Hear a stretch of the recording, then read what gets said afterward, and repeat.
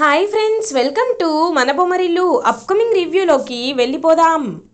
భూమి శారద కృష్ణప్రసాద్ని ఎస్కేప్ చేయడానికి ట్రై చేస్తూ ఉంటారు. అదే టైంకి గగన్ హాస్పిటల్కి వచ్చాడని తెలుసుకొని ఒక్కసారిగా శారద షాక్ అయిపోతుంది.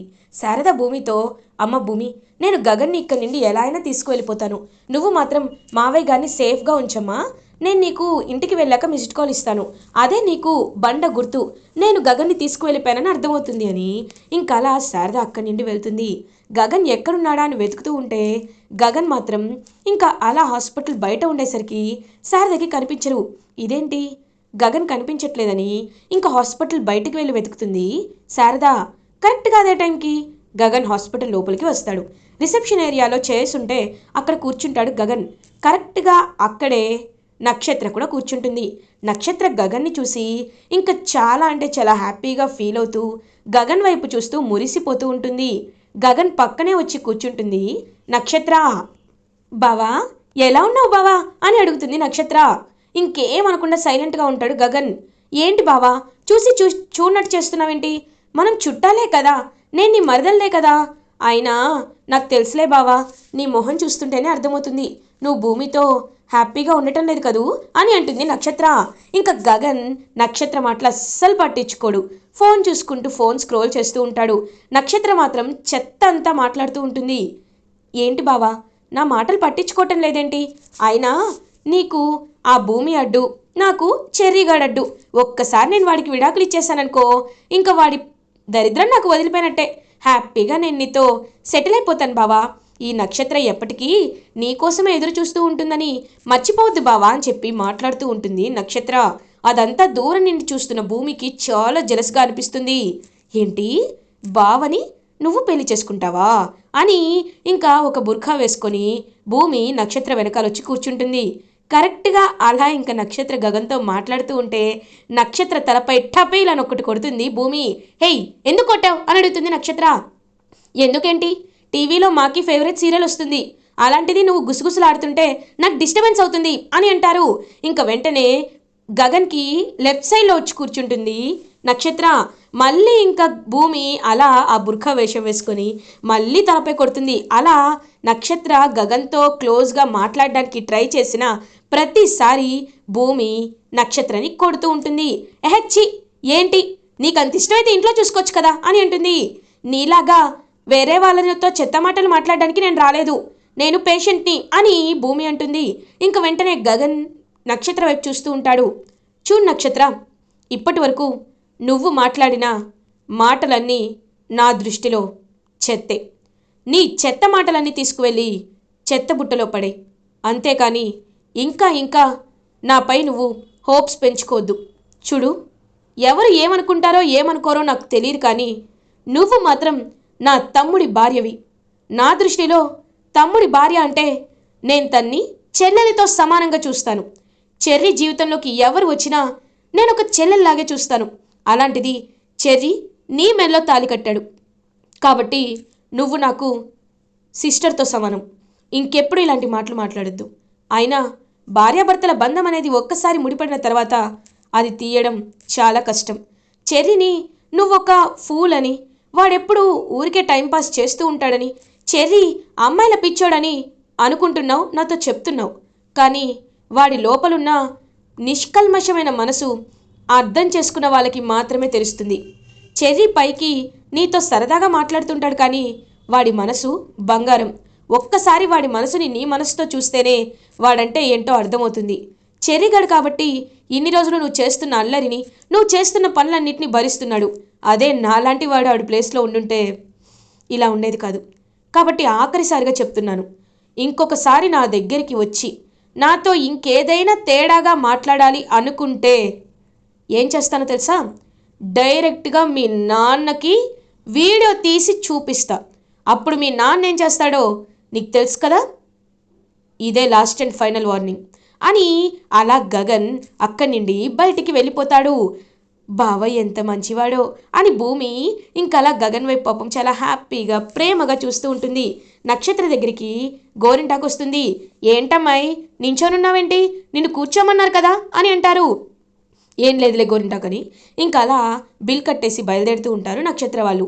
ఇది ఇలా ఉండగా అపూర్వ కృష్ణప్రసాద్ని వెతుకుతూ ఉంటే కరెక్ట్గా కృష్ణప్రసాద్ ఇంకా ఎవరు కనిపించకపోయేసరికి ఇంకలా ముసుగు తీసి వెంటనే వస్తాడనమాట. ముసుగు వేసుకొని వచ్చేసరికి అక్కడ అపూర్వ కనబడడంతో ఒక్కసారిగా వెళ్ళి దాక్కుంటాడు కృష్ణప్రసాద్. అపూర్వ మొత్తం చూస్తుంది, కానీ ఎక్కడా కృష్ణప్రసాద్ అయితే కనిపించడు. ఇంకలా వెళ్ళబోతుంటే గగన్ ఎదురు పడతాడు అపూర్వకి. ఒక్కసారిగా అపూర్వ గగన్ వైపు చూసి షాక్ అయిపోతుంది. గగన్ అని అంటుంది. ఏంటి, నీలాంటి దెయ్యాలు ఇక్కడికి కూడా వస్తారా అని అడుగుతాడు గగన్. హేయ్, ఏంట్రా, ఏమంటున్నావు అని అంటుంది. నేను కరెక్ట్గానే అన్నా, నీ చెవిలో పని చేయట్లేదు అనుకుంటా అని అంటాడు. అయినా నేను నా బేబీ కోసం వచ్చాను, నువ్వెవరు నాతో మాట్లాడడానికి, చి అని అక్కడి నుండి వెళ్ళిపోతుంది అపూర్వ. అమ్మో, వీడి ఆవేశం చూస్తే నన్ను చంపేసేలా చూస్తున్నాడు, కాబట్టి వీని తప్పించేసుకున్నాను అని అపూర్వ నక్షత్రతో కలిసి అలా ఇంకా హాస్పిటల్ నుండి బయటికి వెళ్ళిపోతుంది. ఇంకా శారద ఎప్పుడెప్పుడు భూమి వస్తుందని వెయిట్ చేస్తుంటే గగన్ వస్తాడు. అమ్మా, నువ్వేంటి ఇక్కడ అని అడుగుతారు. నాన్న, గగన్ నువ్వు అని అంటుంది. భూమి కూడా అప్పుడే వస్తుంది. ఏంటి అసలు మీరిద్దరు, నాకు తెలియకుండా ఏం చేస్తున్నారు, హాస్పిటల్కి ఎందుకు వచ్చారు అని అడుగుతారు.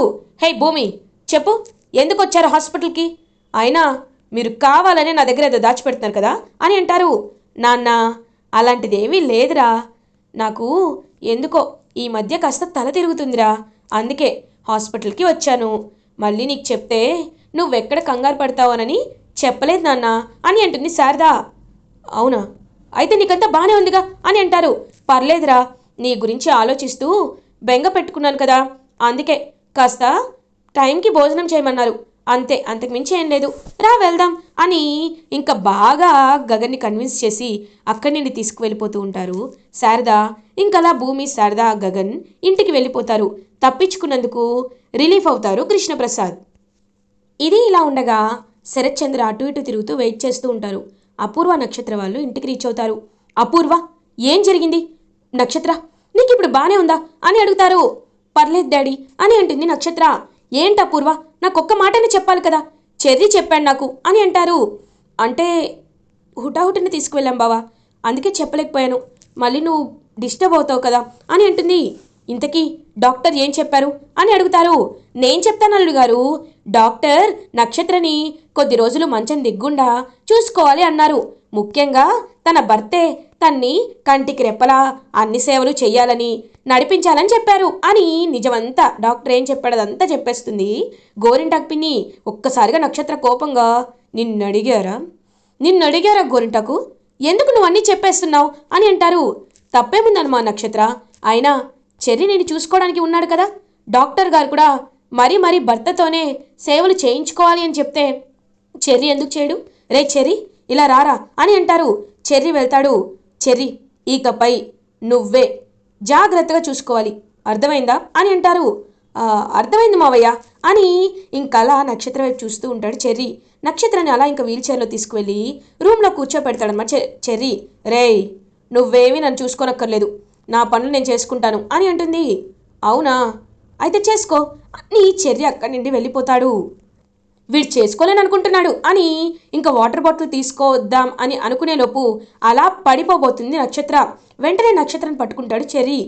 ఇదిగో, నీ పని నువ్వే చేసుకుంటానని నార్మల్గా ఉన్నప్పుడు అనుకోవచ్చు, కానీ ఇప్పుడు అలా అనలేవు, ఎందుకంటే ఇప్పుడు నీ పరిస్థితి బాగాలేదు కాబట్టి.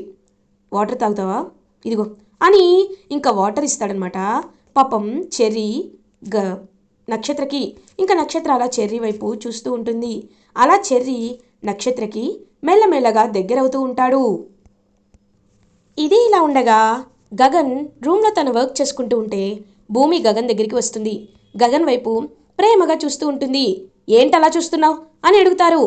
ఏం లేదు బావా, నిన్ను చూస్తుంటే నాకు చాలా సంతోషంగా అనిపిస్తుంది, నీలాంటి ఆ భర్త ఎవ్వరికి దొరకడు అని చూస్తూ ఉంటుంది. ఏంటి భర్త? నేను నీ భర్తని కాదు అని అంటాడు. అబ్బా బావా, పాడిన పాటే పాడద్దు, అయినా నువ్వు నక్షత్రతో మాట్లాడిన విధానం చూస్తుంటే నాకు నిన్ను నిజంగా ఎత్తుకొని గిరగిరా తిప్పాలనిపించింది బావా, కాకపోతే నా నడుం విరిగిపోతుందేమో అని ఆలోచించాను అని అంటుంది భూమి. ఒక్కసారిగా నవ్వుతాడు గగన్. ఇంకలా గగన్ నవ్వు వైపు చూస్తూ ఉంటుంది భూమి. బావా, నీ నవ్వు ఇలానే ఉండాలి, శాశ్వతంగా ఇలా నువ్వు నవ్వుతూనే ఉండాలి అని పాపం మనసులో అనుకుంటుంది భూమి. చూడు, అమ్మని నువ్వే జాగ్రత్తగా చూసుకోవాలి, నీకెలాగో ఏ పని పట్టలేదు కదా అని అంటారు. అయ్యో మన డాన్స్ ఇన్స్టిట్యూషను అని అంటుంది. పేరుకే తెరిచావు, ఎక్కడ వెళ్తున్నావు అని అంటాడు. నువ్వేదో వస్తున్నట్టు అని అంటుంది భూమి. ఏమన్నావు అని అంటారు. ఏం లేదు బావా, అత్తయ్యని నా కంటికి రెప్పలా చూసుకుంటాను, ఆ విషయంలో నువ్వేం చెప్పక్కర్లేదు అని భూమి అలా అక్కడి నుండి వెళ్ళిపోతుంది. రాక్షసి అని మనసులో అనుకుంటాడు గగన్. ఇది ఇలా ఉండగా ఎస్పీ సూర్య అటు ఇటు తిరుగుతూ ఆలోచిస్తూ ఉంటాడు. అసలు భూమికి కృష్ణప్రసాద్ గుండెల్లో బుల్లెట్ దిగింది అనే విషయం ఎలా తెలిసి ఎలా అంత ఎగ్జాక్ట్గా చెప్పగలిగింది? అసలు అక్కడున్న బాడీ కృష్ణప్రసాద్దేనా కాదా? అవి నేను ఎలా తెలుసుకోవాలి అని ఆలోచిస్తూ ఉంటారు. అలా ఇంకా తనైతే వెంటనే కానిస్టేబుల్, ఆ రోజు మనం అక్కడ కేపీ బాడీని కలెక్ట్ చేసుకున్నాం కదా, అతనికి సంబంధించిన థింగ్స్ అన్నీ మీరు సీక్రెట్గా ఉంచారు కదా అని అంటారు. హా సార్, ఆ ఐటమ్స్ అన్నీ ఉన్నాయి అని అంటారు. అయితే వాటిని తెప్పించండి అని ఇంకలా షర్ట్ అవన్నీ తెప్పిస్తాడనమాట. తెప్పించి ఆ షర్ట్ పై ఉన్న బ్లడ్ మరకలు అండ్ కృష్ణప్రసాద్కి సంబంధించిన డీటెయిల్స్ అసలు ఈ రెండు మ్యాచ్ అవుతున్నాయా లేదా అని చెప్పి రిపోర్ట్స్కి పంపిస్తాడనమాట ఎస్పీ సూర్య. ఇంకలా సూర్య ఈ రిపోర్ట్స్ వచ్చేలోపు ఒకసారి భూమితో మాట్లాడాలి అని భూమిని వెళ్ళి మీట్ అవుతాడు ఎస్పీ సూర్య. ఇది ఇలా ఉండగా భూమి ఎస్పీ సూర్య దగ్గరికి వస్తుంది. ఏంటి ఎస్పీ గారు, నాతో ఏదో మాట్లాడాలి అన్నారు, ఏంటి అని అడుగుతుంది. ఇంకా వెంటనే ఆలోచనలో పడతాడు ఎస్పీ సూర్య. చెప్పండి, ఎందుకని నాతో అర్జెంటుగా మాట్లాడాలన్నారు అని అంటుంది. చూడు భూమి, కృష్ణప్రసాద్ బాడీలో బుల్లెట్ దిగింది అని నీకెలా తెలుసు? నువ్వు నా దగ్గర ఏదైనా నిజాన్ని దాచిపెడుతున్నావా? చెప్పు భూమి అని అడుగుతారు ఎస్పీ సూర్య. ఒక్కసారిగా గగన్ షాక్ అయిపోతుంది. భూమి, నేనే నిజాన్ని దాచిపెడతాను అని అంటుంది. లేదు భూమి, నీ కళ్ళు చూస్తుంటేనే నాకు తెలుస్తుంది, నువ్వు కేపీ విషయంలో ఏదో సీక్రెట్ దాచిపెడుతున్నావు కదా అని అంటారు. చూడండి సూర్య గారు, ఒకటి చెప్తున్నాను, మా మావయ్య తప్పు చేశాడు అని మీరు ఎవరి మాటలు నమ్మారు? రత్నం మాటలు నమ్మారు కదా. ఒక్కసారి నేను చెప్పే ఈ ఒక్క ఆఖరి మాటని వినండి, అప్పుడు మీకే ఎవరు ఏంటో అర్థమవుతుంది. ఆ పని మనిషి రత్నం దగ్గరికి వెళ్ళి లై డిటెక్టర్ని యూజ్ చేస్తాను అని చెప్పండి. మీ మేడం నాకు కూడా డబ్బులు ఇచ్చారు కాబట్టి నిజాన్ని ఒప్పేసుకొని విడుదలవ్వని చెప్పండి. అప్పుడు నిజాలేంటో మీకే తెలుస్తాయి అని అంటారు. నువ్వు చెప్తే నేను వినేయాలా? నువ్వు చెప్పినట్టు చేస్తే నాకేం వస్తుంది అని అంటారు. మీ అన్నయ్య నీతికి నిజాయితీకి పెట్టింది పేరు. అపూర్వ ఆయన్ని చంపేంత వరకు ఆయన నిజాయితీనో పోరాడాడు. కానీ మీరు అపూర్వ గురించి తెలియక తన కొమ్ము కాస్తున్నారు. మీకు నిజం తెలుసుకోండి అని భూమి అక్కడి నుండి వెళ్ళిపోతుంది. భూమి కళ్ళల్లో నిజాయితీ కనబడుతుంది. ఏమో, భూమి చెప్పినట్టు ఒకసారి ట్రై చేస్తే తప్పేముంది? ఆ రోజు కూడా భూమి ఇచ్చిన ప్లాన్తోనే కదా ఆ రత్నంతో నిజం బయట పెట్టించాను. ఇప్పుడు కూడా అలానే చేస్తే ఖచ్చితంగా ఆ రత్నం నిజం చెప్తుందేమో అని ఇంకా వెంటనే రత్నం దగ్గరికి వెళ్తాడు ఎస్పీ సూర్య. రత్నం, అమ్మగారు నన్ను విడుదల చేయించడం లేదేంటి? ఎప్పుడో లాయర్ని తీసుకొస్తాను అన్నారు, కానీ తీసుకురాలేదు, ఏంటో నాకేమీ అర్థం కావట్లేదు అని కూర్చుంటే ఎస్పీ సూర్య వస్తాడు. సార్ నేను నిజం చెప్పేశాను కదా సార్, నన్ను బయటికి పంపించేయచ్చు కదా సార్ అని అంటుంది. పంపిస్తాను, మీ మేడం నాకు కూడా డబ్బులు ఇచ్చారు అని అంటాడు సూర్య. ఓ, ఇచ్చేసారా? అయితే ఇంకే ప్రాబ్లం లేదు కదా, నన్ను వదిలేయండి సార్ అని అంటుంది. వదిలేస్తాను, కానీ లాయర్కి సంబంధించిన కొన్ని ఫ్యాక్ట్స్ అనేవి అవ్వాలి కదా, అతన్ని బెయిల్ తీసుకురావాలి కదా, అందుకే వెయిట్ చేస్తున్నాను. అవును, నువ్వు మేడంకి ఎప్పటి నుండి పరిచయం అని అడుగుతారు. గత 5-6 ఏళ్ళ నుండి పరిచయం సార్, మేడంకి ఏం కావాలన్నా నేనే చేసి పెడతాను, ఇలాంటివి చాలా చేశాను సార్ అని అంటుంది రత్నం. ఓ అవునా, అయితే మీ మేడం చెప్తేనే నువ్వు అన్ని పనులు చేశావా అని అడుగుతారు. అవును సార్, మేడం చెప్పినట్టే చేశాను అని అంటారు. సరే, ఆ రోజు అపూర్వ గారు నీకేం చెప్పారు అని ఇది ఒక రాయేస్తాడు. అలా సూర్య, మేడం నన్ను ఇలా అని ఒక్కసారిగా ఆగిపోతుంది రత్నం. వెంటనే లేడీ కానిస్టేబుల్ వచ్చి రత్నం చెంప పగలగొడుతుంది. ఇప్పటికైనా అర్థమైందా నేను నిన్ను ఎలా ట్రాప్ చేశానో? ఛీ, నా మీద నాకే చాలా గిల్టీగా అనిపిస్తుంది, షేమ్గా అనిపిస్తుంది. ఇన్ని రోజులు ఆ అపూర్వ లాంటి మాయ మాటలు విని నేను ఇంత మోసపోయానా? గగన్ వాళ్ళకి ఇంతలా చీప్గా చూశానా? భూమి చెప్పింది నిజమే, భూమి కరెక్ట్గానే చెప్పింది. అయితే అపూర్వనే మా అన్నయ్యని చంపించిందనమాట అని చెప్పి ఇంకా ఎస్పీ సూర్య అలా రత్నంతో భూమి ప్లాన్ ద్వారా నిజాన్ని రాబట్టి అపూర్వని అరెస్ట్ చేయడానికి బయలుదేరతాడు. అలా అపూర్వకి పని మనిషి రత్నం సాక్ష్యం ద్వారా ఇంకలా అన్నీ తెలియడంతో శరత్చంద్ర అయినా ఆ పని మనిషి రత్నం చెప్పిందని అపూర్వని మీరు ఎలా అరెస్ట్ చేస్తారు అని అడుగుతాడు శరత్చంద్ర. చూడండి సార్, ఆ రోజు కూడా పని మనిషి రత్నం చెప్పిందనే కదా కృష్ణప్రసాద్ గారిని అరెస్ట్ చేశాను. కాబట్టి ఇప్పుడు కూడా తను చెప్పింది కాబట్టే అపూర్వ గారిని అరెస్ట్ చేస్తాను. మీరేదైనా ఉంటే కోర్టులో తేల్చుకోండి అని ఇంకలా అపూర్వనైతే అరెస్ట్ చేసి జైలుకి తీసుకువెళ్తూ ఉంటాడు ఎస్పీ సూర్య. అపూర్వ అరెస్ట్ అవడంతో గగన్ ఫ్యామిలీ మెంబర్స్ అందరూ చాలా హ్యాపీగా ఫీల్ అవుతారు. ఇలా ఎపిసోడ్ ఎండ్ అవుతుంది.